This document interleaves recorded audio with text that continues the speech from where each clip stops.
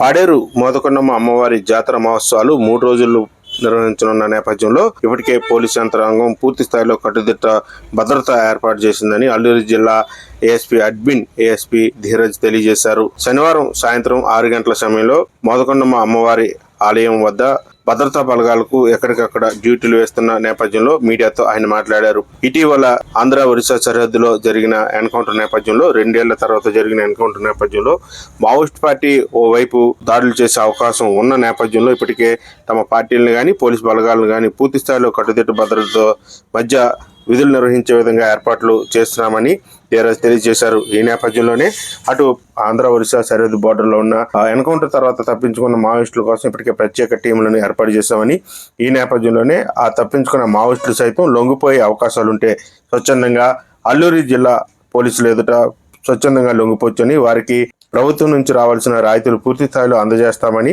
Admin తెలియజేశారు.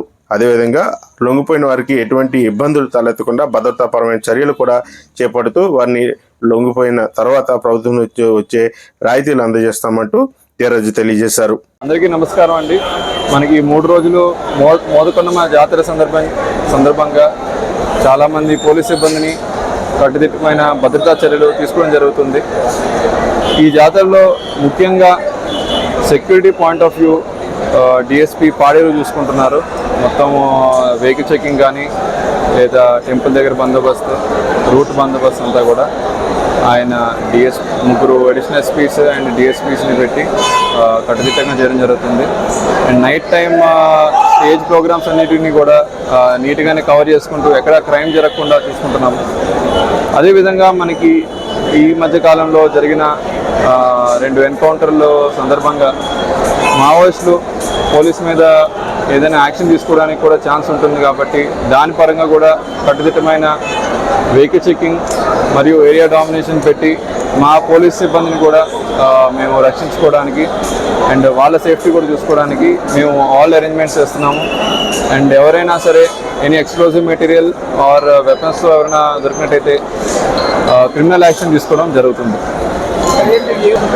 Already మనకి రీసెంట్గా అయిన 2 ఇయర్స్ తర్వాత ఈ ఎన్కౌంటర్ తర్వాత మావోయిస్ట్ పార్టీ కూడా ఆల్రెడీ హైడింగ్లోని వెళ్ళింది అండ్ వాళ్ళని పట్టుకోవడానికి మేము ఇన్ఫర్మేషన్ పెట్టి ఉన్నాము అండ్ రెగ్యులర్గా కూంబింగ్ ఆపరేషన్స్ కూడా పంపిస్తున్నాము.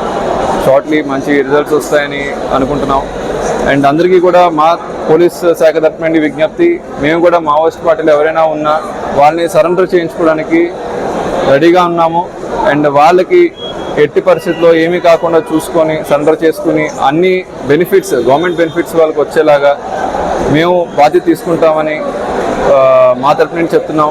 ఎవరైనా సరెండర్ అవ్వాలంటే మాకు ఖచ్చితంగా వచ్చి మీట్ అవ్వచ్చు. ఎనీ పోలీస్ స్టేషన్ వాళ్ళు సరెండర్ అవ్వచ్చు. అండ్ వాళ్ళ సేఫ్టీ మా రెస్పాన్సిబిలిటీ, అది 100% మేము ఎన్షూర్ చేస్తాం. పెద్ద క్యాడర్ ఉన్నారండి, మీరు చెప్పిన వాళ్ళు ఉన్నారు.